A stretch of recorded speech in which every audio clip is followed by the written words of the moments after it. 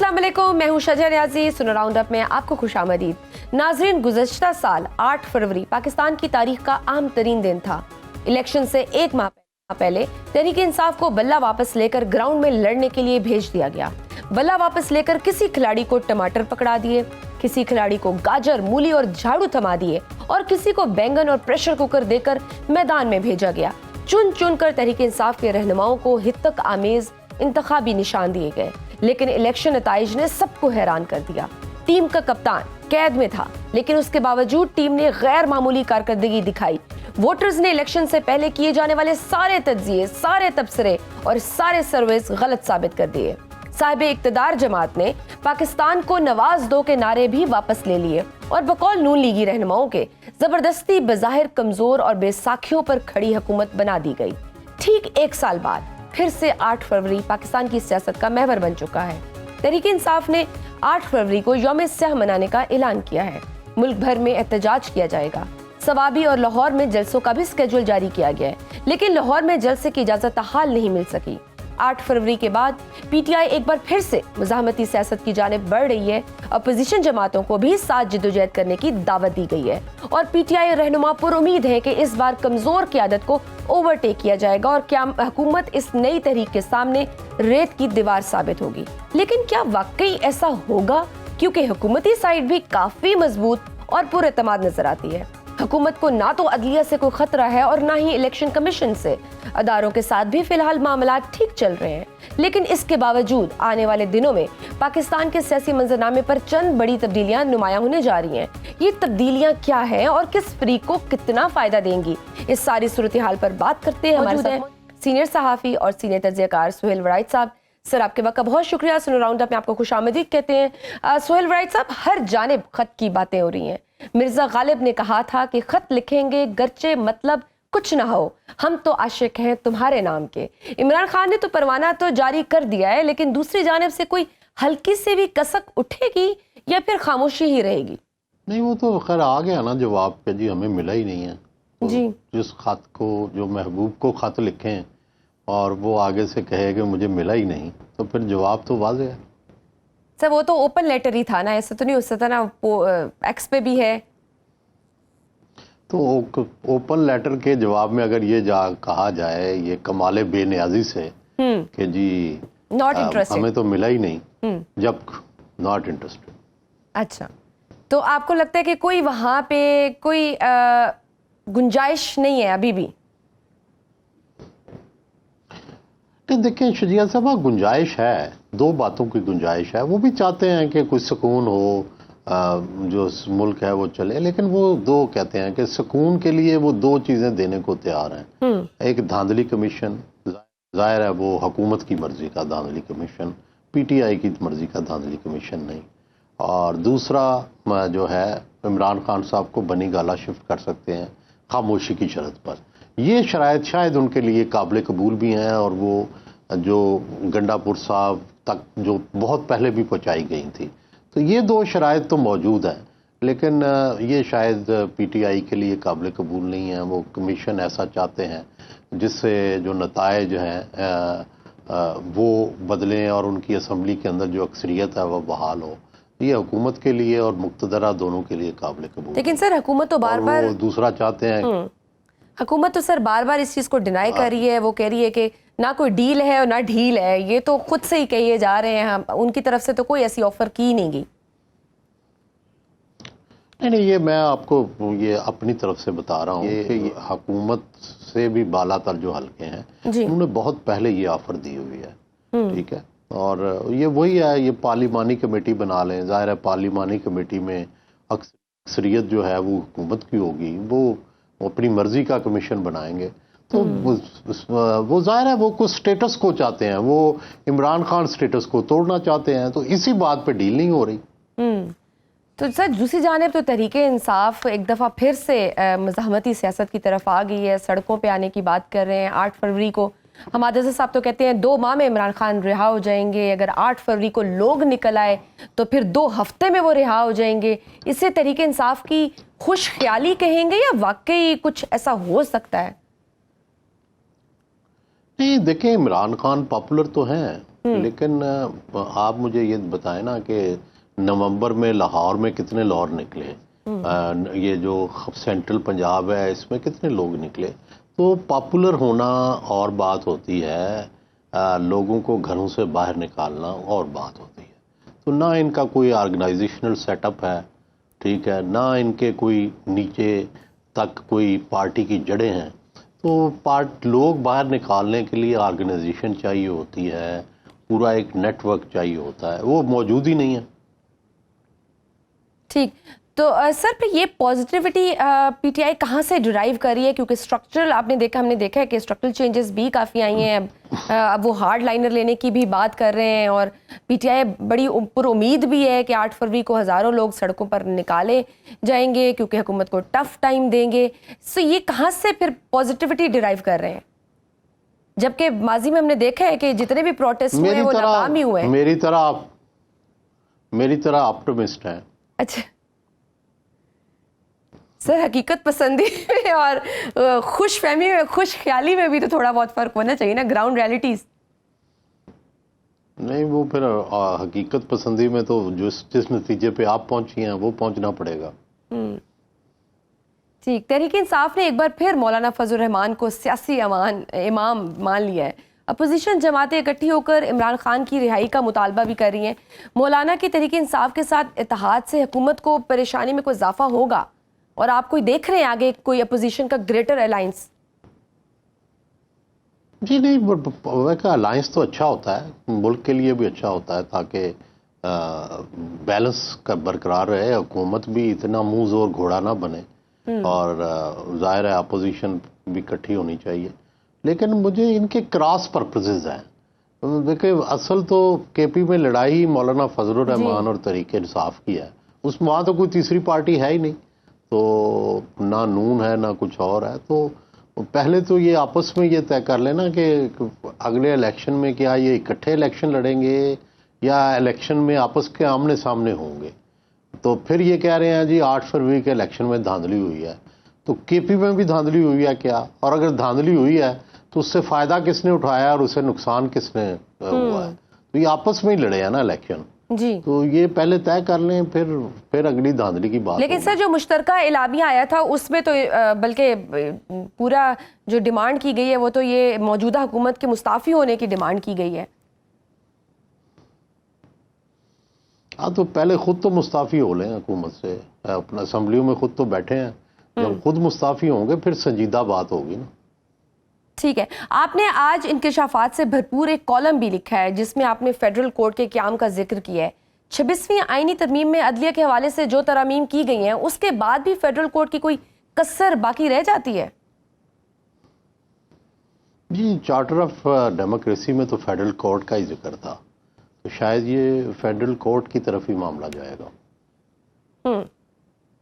ٹھیک، تو نئے فیڈرل کورٹ کے لیے تو پھر حکومت کو پھر آئین میں ترمیم کرنی پڑے گی اور اس کے لیے پھر 2/3 اکثریت چاہیے ہوگی.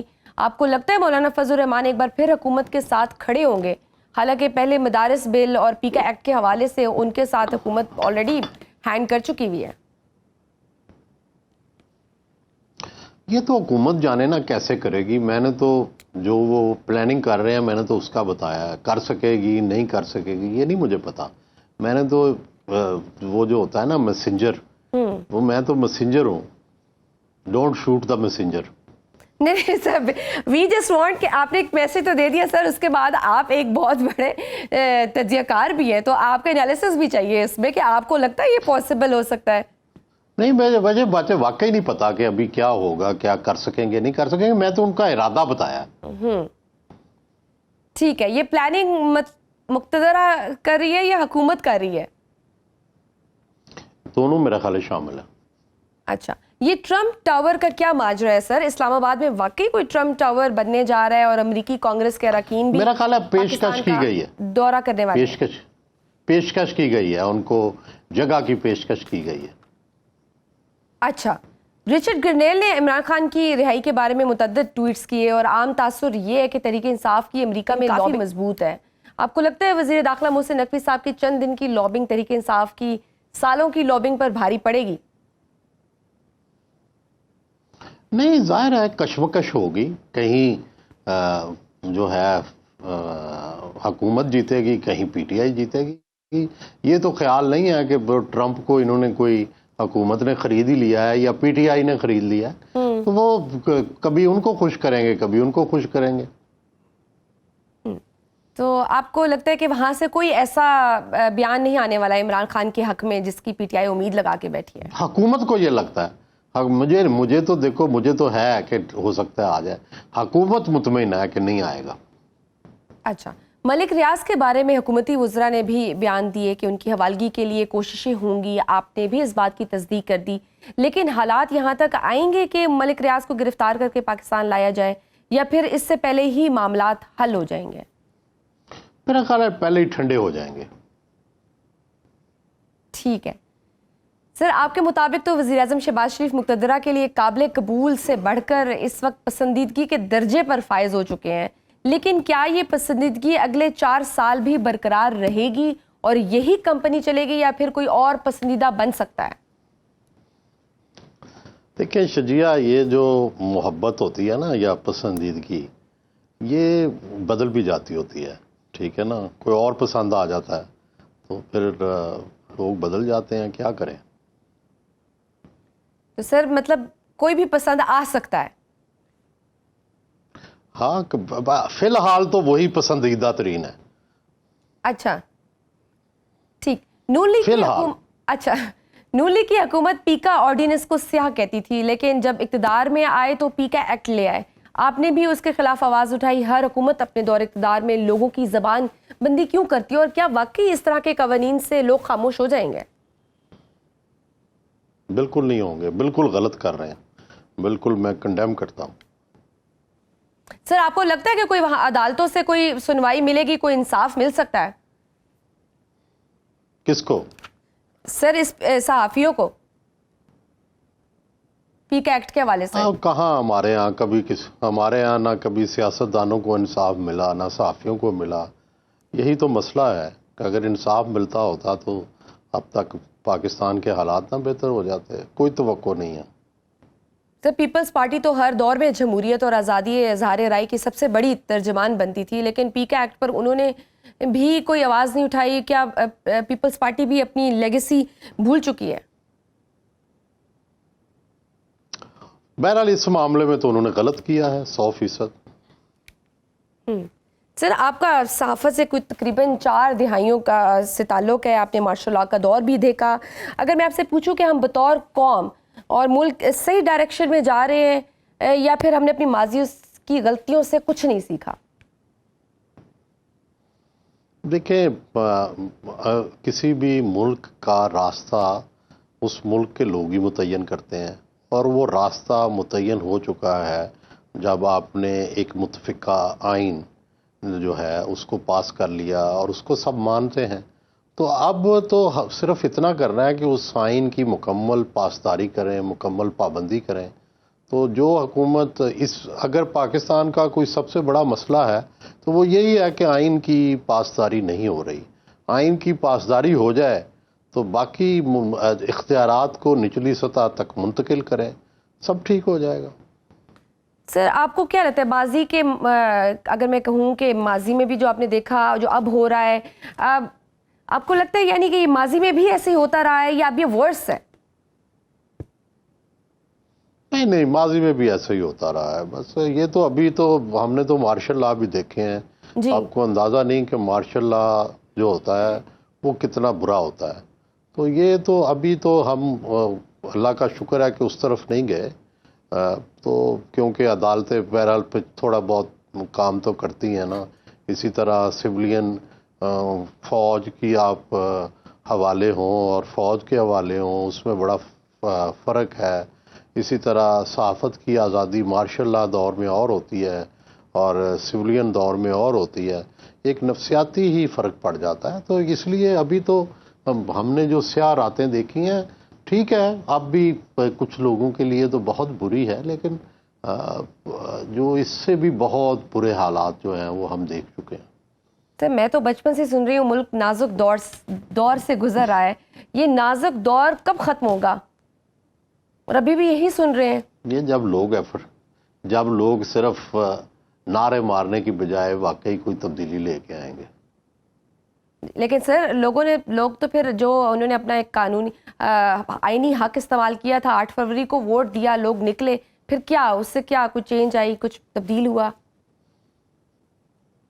نہیں وہ دیکھیں نا, سوال یہ ہے نا کہ اس ملک میں حقیقتیں ہیں کچھ. ووٹ بھی ایک حقیقت ہے اور اسٹیبلشمنٹ بھی ایک حقیقت ہے. میں بہت برا بنا جب میں نے یہ کہا کہ قبولیت بھی مقبولیت کے ساتھ ساتھ ضروری ہے جی. لیکن انجام کیا ہوا کہ قبولیت جو تھی وہ پھر آڑے آ گئی. ٹھیک ہے, تو وہ 8 فروری نہیں ہو سکا. پھر اگلا اسٹیج ہوتی ہے کہ اگر مقبولیت کی نہ مانی جائے تو وہ کیا کرے. وہ بھی آپ نے 9 مئی کو دیکھ لیا کہ نہیں کر سکے, جو کرنے کی کوشش کی وہ ناکام ہو گئی. تو پھر جب ناکام ہو گئی تو پھر یا تو آپ انقلاب لے آئیں یا پھر اسٹیٹس کو میں چلے جائیں. تو اسٹیٹس کو میں چلے جا رہے ہیں. لیکن سر عمران خان بھی ایک حقیقت ہے, آپ اس کو مائنس تو نہیں کر سکتے سسٹم سے, تو پھر کس طرح سے چلے گا؟ بالکل نہیں. جی, تو پھر یہ کیسے, آپ کیا دیکھ رہے ہیں, پھر یہ کس طرح ایسے چلتے رہیں گے معاملات؟ دیکھو آپ, کیونکہ آپ ان کو بھی جانتے ہیں کہ آپ وہ ڈیل لے لیں گے, اس چیز پہ راضی ہو جائیں گے کہ وہ خاموش ہو کے بیٹھ جائیں. اور جو یہاں ہو رہا ہے, جس طرح سے عدلیہ کو کنٹرول کیا جا رہا ہے, جس طرح سے میڈیا کو کیا جا رہا ہے, یہ بھی پیچھے ہٹنے کو تو تیار نہیں ہے. تو پھر سر اسی طرح سے چلے گا؟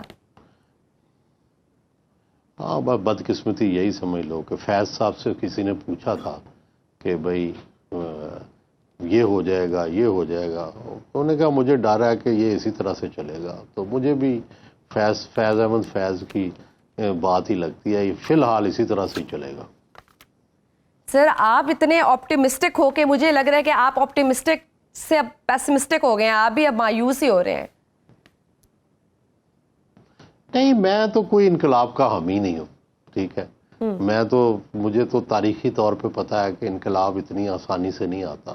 تو میں تو سمجھتا ہوں کہ اسٹیٹس کو میں بھی اگر 5% 10% بہتری آتی رہے تو وہ بھی بہت خوش نما ہے. تو وہ اس لیے میں تو یہ سمجھتا ہی نہیں کہ کل تلپٹ ہو جائیں گے حالات. نہ اس کی میں نے کبھی توقع کی ہے, نہ کچھ سوچا ہے. بس بہتری آتی رہے تھوڑی تھوڑی پاکستان میں, تو بس کافی ہے. ٹھیک, بہت شکریہ سینئر تجزیہ کار سہیل رائے صاحب موجود تھے. ناظرین وقت چھوٹی سی بریک کا, دیکھتے رہیے sun round up. Welcome back to sun round up. ناظرین, ڈونلڈ ٹرمپ کے غزہ پر قبضے کے بیان کی پوری دنیا میں شدید مذمت کی جا رہی ہے. ایران نے اس بیان پر رد عمل دیتے ہوئے کہا ہے کہ ایران غزہ سے فلسطینیوں کی کسی بھی طرح کی بے دخلی کو مسترد کرتا ہے. چین نے غزہ کی پٹی سے فلسطینیوں کی جبری انخلاء کی مخالفت کرتے ہوئے کہا ہے کہ غزہ جنگ کے بعد حکمرانی کا بنیادی اصول فلسطین پر فلسطینیوں کی حکمرانی ہے. یورپی ممالک اور روس کی طرف سے بھی ٹرمپ کے بیان کی مذمت کی گئی ہے. جرمن وزیر خارجہ نے کہا ہے کہ مغربی کنارے اور مشرقی بیت المقدس کی طرح غزہ بھی فلسطینیوں کا ہے. فلسطینیوں کو ایک طرف کر کے کوئی حل ممکن نہیں ہے. دوسری طرف بنگلہ دیش میں بھی گزشتہ 24 گھنٹے کے دوران حالات مزید کشیدہ ہو گئے ہیں. شیخ حسینہ واجد نے اپنے حامیوں سے خطاب کرنا تھا, لیکن خطاب شروع ہوتے ہی مظاہرین نے شیخ حسینہ واجد کے آبائی گھر کو پہلے آگ لگائی اور اس کے بعد کرین سے گھر گرا دیا گیا. یہ وہی گھر ہے جہاں 1975 میں شیخ مجیب کو قتل کر دیا گیا تھا اور بعد میں ان کی صاحبزادی شیخ حسینہ واجد نے اسے میوزیم میں تبدیل کر دیا تھا. شیخ حسینہ واجد کے خلاف بنگلہ دیش میں کارروائی بھی شروع ہو چکی ہے اور بنگلہ دیشی حکومت نے بھارت سے ان کی حوالگی کا مطالبہ بھی کیا ہے.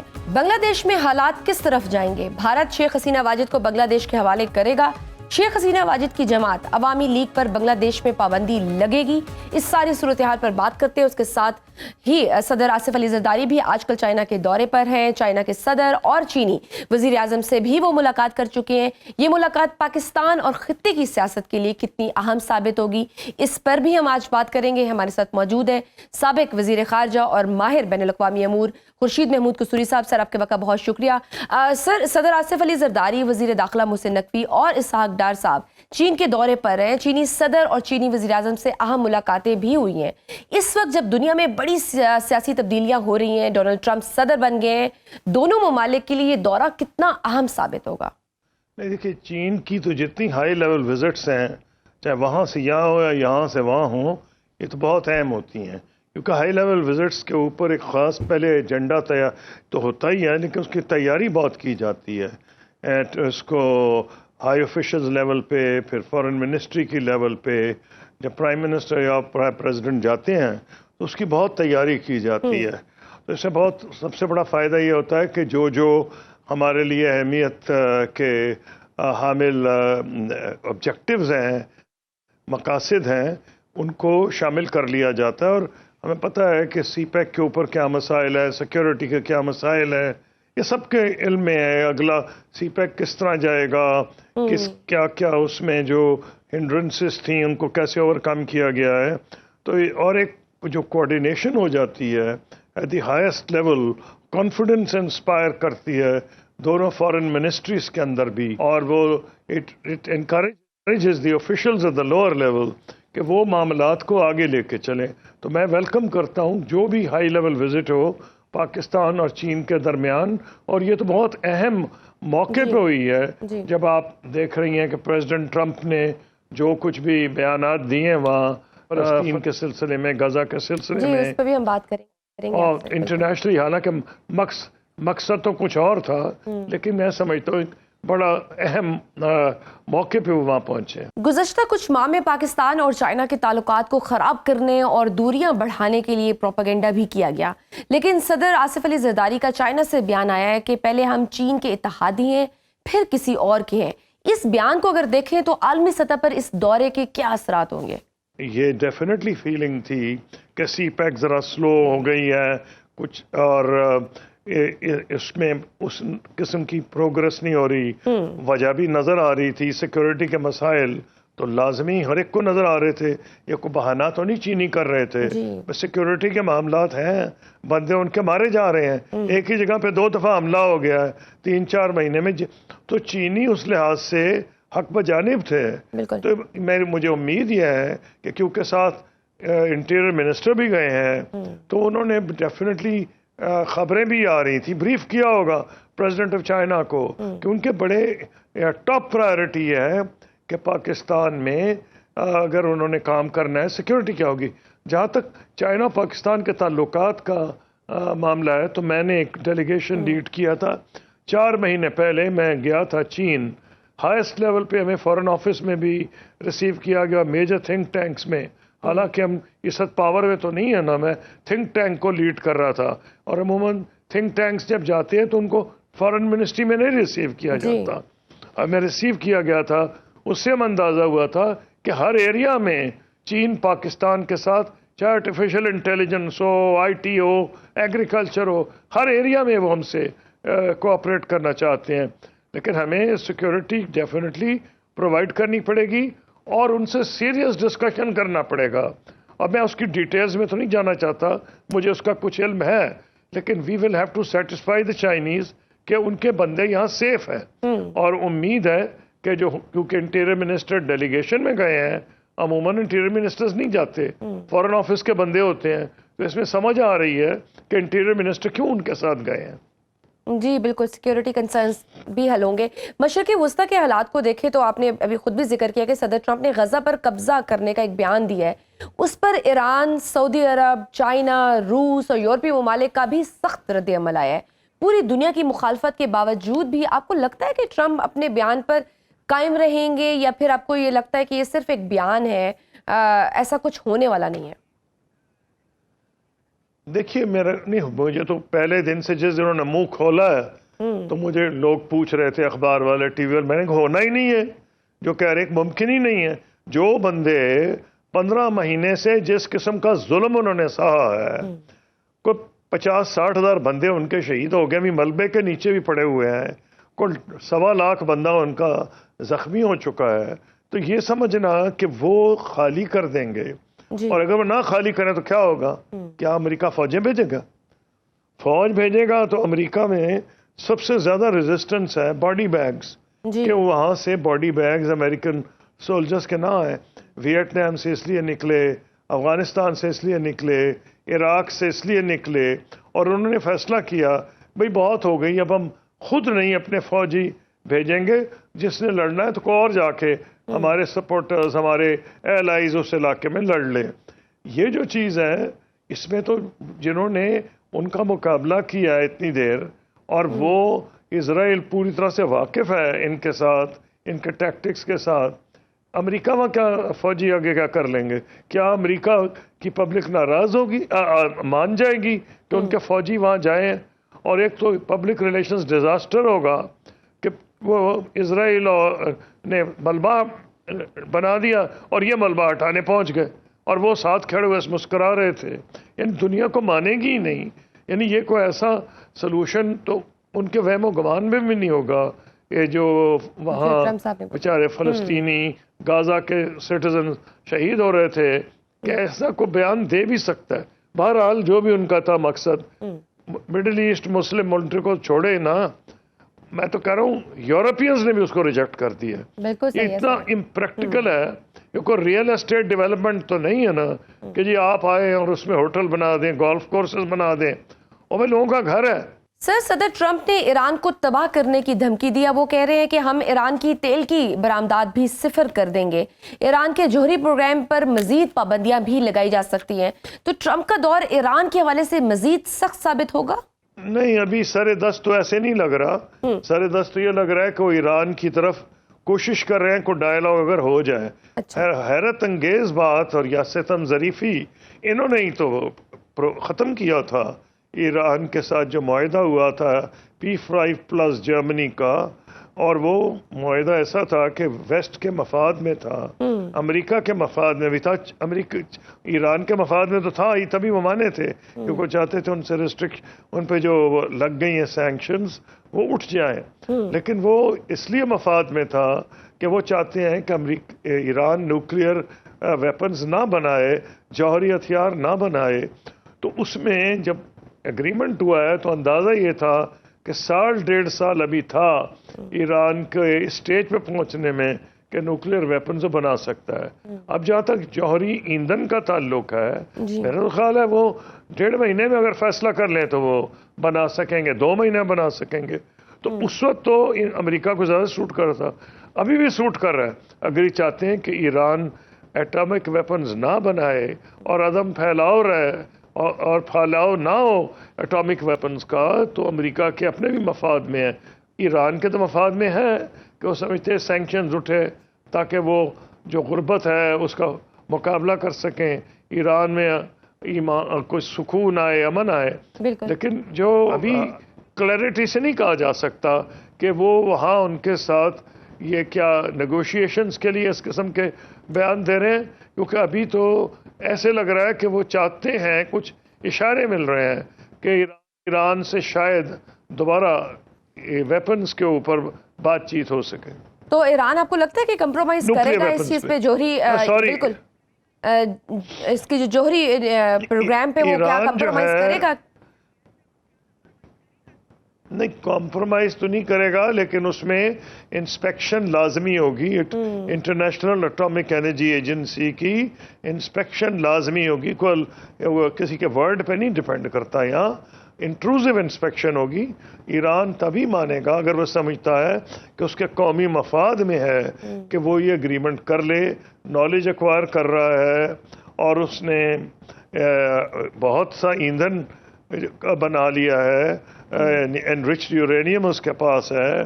تو اس لیے میں یہ سمجھتا ہوں کہ اس وقت اگر ہو جائے تو خطے کے امن کے حق میں ہوگا، لیکن پریزیڈنٹ ٹرمپ کے سے کو بعید نہیں کہ وہ کیا کچھ کر گزریں گے. ناظرین، وقت چھوٹی سی بریک کا، دیکھتے رہیے snow round up. Welcome back to snow round up. گزشتہ چند گھنٹوں میں آپ دیکھیں تو ڈھاکہ سمیت ملک کے مختلف حصوں میں عوامی لیگ کے وزراء اور کارکنان کی رہائش گاہ پر حملے بھی ہوئے. پھر ان کے جو سابق وزیر اعظم شیخ حسینہ واجد کے آبائی گھر کو پہلے آگ لگائی گئی، پھر کرین سے گرا دیا گیا. تو آپ کو کیا لگ رہا ہے کہ ان حالات میں عوامی لیگ کیا قصہ پارینہ ہوتی ہوئی نظر آ رہی ہے؟ دیکھیے، بات یہ ہے کہ شروع تو اس لیے ہوا تھا کہ حسینہ واجد صاحبہ نے شاید فیصلہ کیا تھا کہ وہ بنگلہ دیش کے عوام کو ایڈریس کریں گی آن لائن. اس کا ریئیکشن یہ ہوا ہے کیونکہ ایک طرف تو بنگلہ دیش کی جو حکومت ہے وہ تو ڈیمانڈ کر رہی ہے انڈیا سے کہ ان کو ہینڈ اوور کیا جائے فار وار کرائمز ٹرائیبیونل میں. کجا یہ کہ وار کرائم ٹرائیبیونل میں جائیں، وہ تقریر کرنے کا سوچ رہی تھیں. مجھے نہیں پتا انہوں نے تقریر کی ہے یا نہیں. تو یہ ریاکشن اس کے خلاف ہے کہ ایک بہت انہوں نے بھاری بس تقریر طبقہ ہے شروع کی تھی بنگلہ لیکن دیش پھر میں. درمیان میں حملے ہو گئے تو پھر ختم کر دی انہوں نے. جی ہاں ایسی بات ہے. جی جی بہر صورت یہ حالات ایسے ہیں کہ آپ دیکھیں نا جس قسم کی زبان مسلمانوں کے خلاف استعمال کی گئی ہندوستان میں بی جے پی نے صرف الیکشن جیتنے کے لیے، پاکستان میں بھی ہم پاکستان کے خلاف، مسلمانوں کے خلاف، چاہے بھارت کے مسلمانوں اور بنگلہ دیشیوں کو دیمک کہا گیا ہے. جی. ان کی بے عزتی کی گئی ہے قومی طور پہ، اسی لیے تو وہاں یہ ریئیکشن ہوا ہے. تو اب اس لیے یہ جو انہوں نے جی. اور طلبہ تحریک کے رہنما حسنات عبداللہ نے کل یہ بھی کہا ہے کہ آج بنگلہ دیش فسطائیت کی زیارت گاہ سے آزاد ہو جائے گا. اس کے ساتھ ہی شیخ حسینہ کی سیاسی جماعت عوامی لیگ پر بھی پابندی کا مطالبہ کیا جا رہا ہے. حالات جس نہج پر پہنچ چکے ہیں، آپ کو لگتا ہے عوامی لیگ پر پابندی لگے گی؟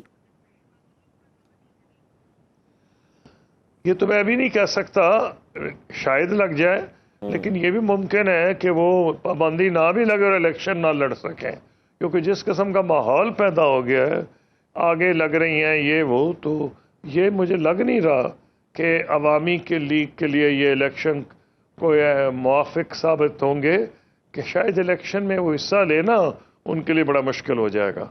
ٹھیک. بنگلہ دیش میں انٹرنیشنل کرائم ٹریبیونل سے شیخ حسینہ اور ان کے متعلقین کے وارنٹ گرفتاری بھی جاری ہو چکے ہیں. بنگلہ دیش حسینہ واجد کی حوالگی کے لیے بھی باقاعدہ بھارت سے درخواست کر چکا ہے.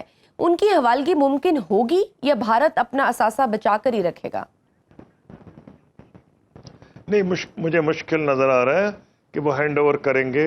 اچھا. اس طرح آپ نے کہا ان کا اثاثہ ہے، وہ ان کو آسانی سے نہیں چھوڑیں گے. ان کی یہ امید ہے کسی سٹیج پہ، آج نہیں تو 4-5 سال کے بعد شاید وہ اس پوزیشن میں آ جائیں کہ ان کو وہ دوبارہ وہاں بلوا لیں. اور تو اس سے زیادہ میں کچھ نہیں کہہ سکتا. اس لیے لیکن اس وقت تو پریڈکٹ کرنا آسان لگ رہا ہے کہ جو اب الیکشن آ رہے ہیں جی، اس میں وہ موافق حالات نہیں ہیں عوامی لیگ کے لیے الیکشن لڑنے میں، ٹھیک. بھارت اور چاہے بین بنگلہ ہو یا نہ ہو. ٹھیک ہے. بھارت اور بنگلہ دیش کے درمیان سرحدی تنازع بھی طول پکڑ رہا ہے. گزشتہ ماہ بنگلہ دیشی فورسز نے دعویٰ کیا کہ دریائے کوٹلیا کے کنارے 5 مربع کلومیٹر کا علاقہ قبضے میں لے لیا گیا ہے.